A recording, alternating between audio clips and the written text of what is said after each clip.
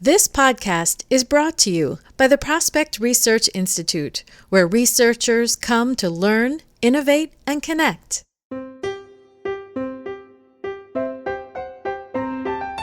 I work with boss chicks. I work with women who have mature careers, mature lives, and you don't want to walk away from a career of 30 years as an educator because I don't like that anymore. What is it that I can do in education that I do like? Where can I pivot in this field that brings me joy?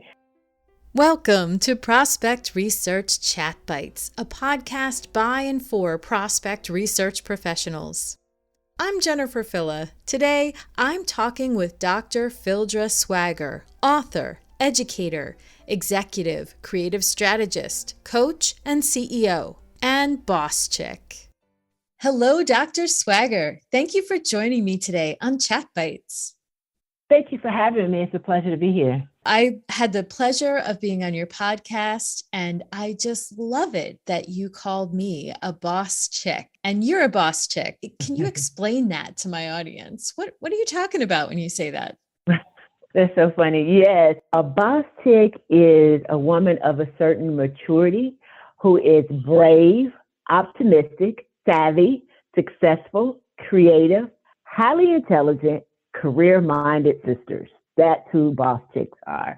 And so when I work with boss chicks, really it involves women who are next leveling their lives. You know, they have achieved, such as yourself, a great deal of professional success. Their children are in good places, their marriage or their relationships or just their stage in life is a good place. But now they want to do the thing that really makes their heart sing. I've been a researcher all my life. I've been an educator all my life. I've been a doctor all my life. And I'm happy doing those things. But what I really wanted to be was a yoga instructor. What I really wanted to do was play piano and have music as a part of my medical practice because that soothes my soul and that would benefit my patients.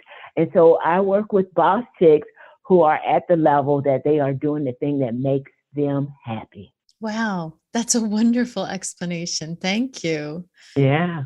And it pulls me right into the curiosity question. You know, before we talk about career planning and stuff like that, I'm just wondering, what has your career journey been like? I started my career as a teacher, and I'm originally from North Carolina. So I started my career as a teacher in North Carolina before relocating to Tampa. And I relocated in Tampa to pursue my PhD at the University of South Florida. I was able to complete that. I graduated in 2000. Oh my God, it's been 20 something years. Can you believe that? Yeah, so that led me, of course, to teaching at the university level. And then I also was in public education. I was, as I said, a teacher by training. So I moved into district level administration and served as the coordinator of diversity initiatives. So most of my career has been around DEI for educators, leaders, and administrators, and then with a real focus on impacting metropolitan areas, urban communities where people of color are often on the margins of what success can be for them and how they define success, having a lack of exposure. And so with that as really part of my intention to bring those on the margin into the center and to have them prepared for next steps in life and for transitions to college and university, I partnered with some community leaders in Tampa and started a charter school, a collegiate charter high school, which now has celebrated about 12 years of success. And that program really looked at how to bring rigor to young people's academic trajectory, to their journey, and build in leadership experiences, build in service, so that they were more well-rounded and more exposed to what they needed to do in order to be, fully engaged citizens, right? In doing that, that also gave me the opportunity to really mentor staff and leaders, upcoming teachers who were progressing toward administration, administrators, early career administrators who were looking to advance to other levels. And then I did a lot of work in the nonprofit space in connecting the dots between education, service and nonprofit so that people could also find paths to more fulfillment and fulfillment in their financial realms, more fulfillment in their career, more fulfillment with what their ideas were. From that position, I moved to a national platform where I served as the vice president of a nonprofit, and we had about 45 education sites in 10 different states. And that really gave me a platform to mentor administrators and impact communities and so forth. I had the pleasure of retiring from that in 2019 because what I realized is I was not just mentoring, but I was coaching people toward an entrepreneurial mindset that everywhere they touched, it belonged to them. What they touched belonged to them, whether or not they were leading a school, it was their school.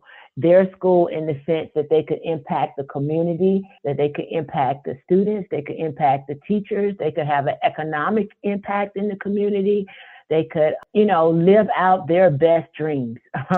And that really was the foundation of me branching off into coaching full time to really get people to think about how service, entrepreneurship, education, nonprofit, and corporations could all work together to really impact communities and change lives, and how boss chicks were at the front of that because, transitioning to another level in your life is like, you know what, I want to do that thing. And that really has been my journey. Recognizing the entrepreneurial spirit in the business of education has led me to coaching full time and helping other women discover what makes them a boss chick and how they can own that for themselves. So that's what I do. And that's been my journey. That's wonderful. And what a journey. I think it's a perfect segue to my question because your description of the charter school and what you accomplished there really fits. I get a number of people who come to the Prospect Research Institute because they want to change careers. Maybe they're unemployed or maybe they're employed somewhere else they want to change to follow Prospect Research. Or they really want a promotion. They want to move along in their career and they're not sure how. So they come to the Institute for skills. But I know, and just getting those technical skills is never enough. Like, what kind of advice do you have for folks like that when they come to the Institute and get the skills, but what else should they be doing to get that promotion or land that job?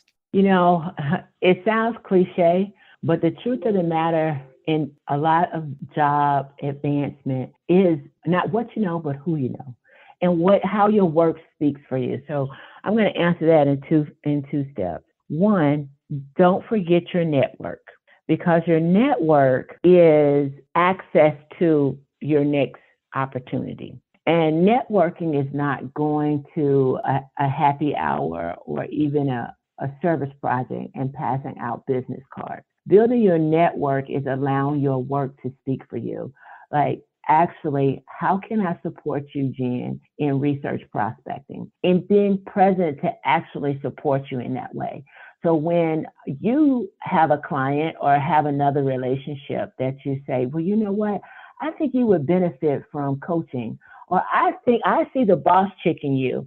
The first thing you're going to think of is, Phildra can help this person. And so my network just expanded through your network because what I was willing and able to share with you. That is key to know, that we are all interconnected and we all have something that we can add to one another. So having your network represent who you are and what it is that you have to offer.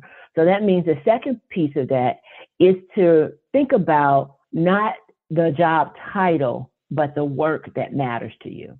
And so, yes, you may be a vice president at a national company, but what are you at heart? For me, at heart, I was a teacher who wanted to help communities provide better education. It was important to me as a teacher, and having been a building principal, to think about what are the skills that a building principal need to be able to be effective daily for their children, for their staff, and impactful to the community. And so it didn't matter that what the job title was. It was that, can I do the work that matters to me? One of my mantras I would tell you, and my mantra is, clarity, alignment, health, and abundance. And by that, I mean get clear on what it is that matters to you, bring it into alignment with who you are and how you want to serve. And then build your health around that. And health is not just physical health. It's your physical health, it's your mental health, it's your financial health, it's your relationship health. How do those things all come together based on the clarity that you have, how you've aligned the intentions for your life, for your career. And then once you have a good, healthy place and operating from a good, healthy place, guess what? Abundance will come. And abundance, I believe, is also 360, which is wealth again, and not this time just financial, but wealth. And wealth is 360. Wealth is having solid relationships, having peace and joy, having a clear focus on how you serve and who you serve. And so that's just a mantra that I tell myself, that I'm always focused on clarity, alignment, health, and abundance. And I teach that in one of my group programs. That's what I would share with those who are seeking how to get past the technical skills and really achieve the career goals that they want. You have to be clear about your intentions and have a vision for your life. I will also say too, Jen, in your career search and your career development, it's very important to have a sponsor as opposed to a mentor. And there's a distinctive difference in those. A mentor is that person that is going to cheer you on. They're going to give you, the kudos. They make sure that you're on the invitation list, so to speak. And that's important. But a sponsor is someone who has walked the path for you. Like a mentor kind of advises, says, hey, this is a good thing. You can do that. Come to the networking event and you'll see XYZ person, right? But a sponsor is one who advocates for you. You've heard the term that when your name is spoken in rooms that you're not in, that's who that sponsor is. That sponsor can advocate for you. And usually they're 2 or 3 levels ahead of you, or senior level staff, or more advanced in the field that you're in, and they can put your name on the table. They can put your name in rooms that you don't have access to, or you might not even be aware exist.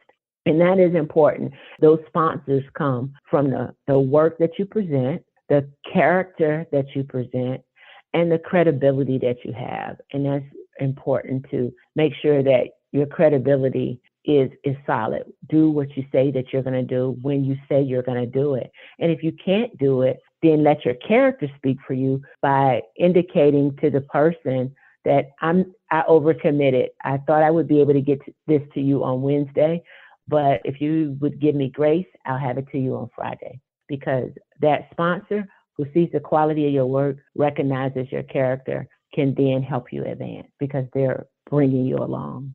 It sounds like the sponsor role is part of what I was hoping to find out from you too. Like, I know a lot of fundraising researchers are not at the leadership level. They're working within the development team, in the fundraising team, but they often get requests from leadership, but they don't have that direct connection. Or we hold all of this data and we can help provide insights, et cetera, for leadership to make decisions, but they don't come to us necessarily. Is that where the sponsor can come in and really kind of shift the dynamic, because they're in the room with the leadership? They can talk about your work if you've cultivated that relationship. That's a perfect example. Cultivate the relationship with the ones that are in that room, or the ones that have a benefit from your work, which is, again, part of the network. You want to network up. If you're producing solid research data that informs, that helps that person's job be easier, then when you know that they are going into the quarterly review, provide the best report that you can, and also offer, if there's anything that I can clarify, I can clear my schedule on Thursday. I'm happy to come and join you for the presentation. Love that. So I'm seeing like the researcher, often there are assignments for a particular major gift officer or something, but if there's one of those people that clicks with you, you're providing that research, when they have their prospect strategy meetings or they have to meet with the VP, and you could say, hey, the few days before or whatever, how has it been going? Have you gotten the research you needed? If you want more information, stop by. Like, is that the kind of cultivation that would help when they then sit in with the VP with all the other MGOs? Maybe? Most certainly. Okay. That's exactly what I am referring to. And you can even take it a step further. You can make that call and then say, well, you know what? I put together 2 or 3 slides for you that might be helpful, and send those right over, I love it. Because if your research is a 30-page report, how can you help them synthesize it? If you can synthesize it down to 3 slides or a 1-page executive summary that they can walk in and say, hey, this is what Jen has gathered for us. These are the competitors, here are the funding sources, and here are our next steps. They're the star in the room, and they know that Jen made them the star. That's great. I love it. So let's say someone is taking the steps to get their technical skills, for example. When would they consider hiring a coach? And then what does that look like when they hire a coach? So coaching is valuable, I really think, at any stage of the process. But most certainly when you are looking to transition to a different level or a different business, or you personally feel stuck and you are not performing at the level that you want to be. As a coach, executive coach, a leadership coach, I primarily work with clients as a sounding board, a guide to help them strategically, creatively think about what is next for them.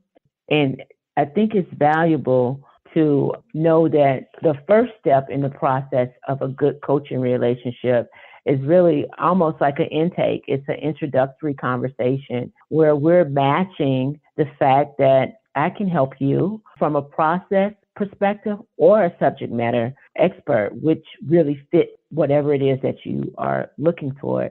And once we determine that we have a good match and understand that what coaching is, because what coaching is not, I'm not a consultant, so I'm not going to write your business plan. I can advise you and support you on developing your business plan. I'm not a mental health therapist, and if you need that, then I have full respect for it. I have clients who have both a therapist and I work with them as a coach.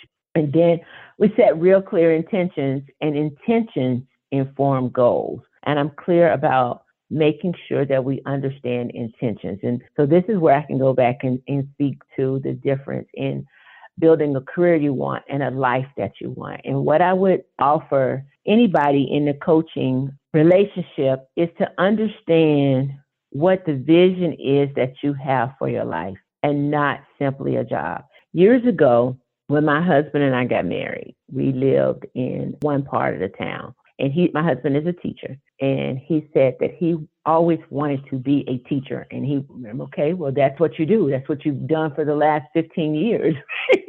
But I wanted to move probably 30 miles on the other side of the county.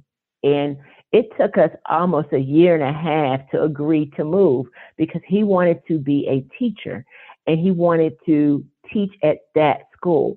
And when I heard that language, I had to ask him and challenge him, do you want to be a teacher or do you want to be a teacher in that school? Because the county that we lived in has 200 brick and mortar schools.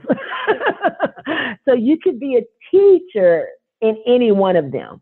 And that helped him realize that he wanted to be a teacher. He wanted to be a good husband. He wanted to have a family that did not live in the city, that lived more in the county with more green space and, yard and so forth. And so that big picture, what is your mountaintop vision for your life? And when you think about your mountaintop vision, then you can think about what that lifestyle looks like. So yes, I want to be a vice president, or I want to be a teacher, and I want to be able to have a home where all of my children have their own bedroom and there's enough yard for a pool and we can still walk in the yard. And I don't want to live near interstate. And I want to be able to take 2 family vacations each year, or I want to be able to take a month off in the summer, or I want to be able to have enough disposable income that I can support and care for my mother, or have enough in savings to pay for my children's college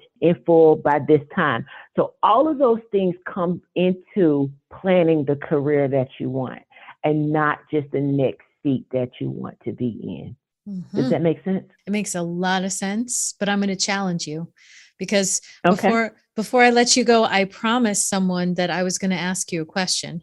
Mm-hmm. I was on a call with a new member at the Institute, and she's, looking at her career, and she said, well, ask her, what happens when you have an interest, something that you would love to do, but you don't think it's going to pay the bills. And that kind of plays right into what you were just talking about with what's my life going to look like. How do you reconcile that? I work with boss chicks. I work with women who have mature careers, mature lives. And you don't want to walk away from a career of 30 years as an educator because I don't like that anymore. Mm-hmm. What is it that I can do in education that I do like? Where can I pivot in this field that brings me joy? Because what kept me for 30 years in a career that I didn't like? Was it that I really enjoyed the people that are in this area? And if it's the people, because everybody in research are so detail oriented, and I like paying attention to details, right? And so what can I do to be a detail oriented person? It might be that you can actually pivot into project management. You don't want to do the research anymore, but you can help everybody else stay on point. You don't really like what you're doing at this moment, but what was the initial draw? And what has kept you there long enough to say that you're good at it, but I can do something different to help me generate the income that I want to, that pays the bill. Celebrate the wins that you've accomplished in that area so that you can see what you really like, what you're really good at, and how you can pivot it into the next phase of your career. Wow, Dr. Phildra, that was exceptional. I love it. And it's so true. There's plenty of room. Our field is just exploding. And if you take the time to look, there's got to be something in there to move towards. Wonderful, wonderful advice. Yeah. Thank you so much for joining me today. Oh, it's always a pleasure to chat with you, Jen. That was Dr. Phildra Swagger, author, educator, executive, creative strategist, coach, and CEO, and boss chick. Did any of that conversation resonate with you? Are you dragging your feet out of bed every morning because you don't like your job anymore? Struggling to get a promotion or your first research position? Visit www.phildraswagger.com. That's Phildra, P as in Paul, HILD as in David, RASwagger.com for more resources. And if it's time to own up that you are a boss chick ready to transition to the next level, register for Dr. Swagger's Boss Chick group coaching program. You will not be disappointed.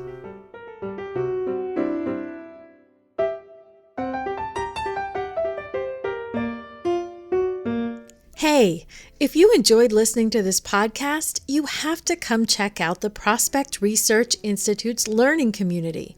It's a membership community with powerful resources, great discussions, and comprehensive courses. Check it out at member.prospectresearchinstitute.org. I'd love to have you join me as a member of the learning community. See you there.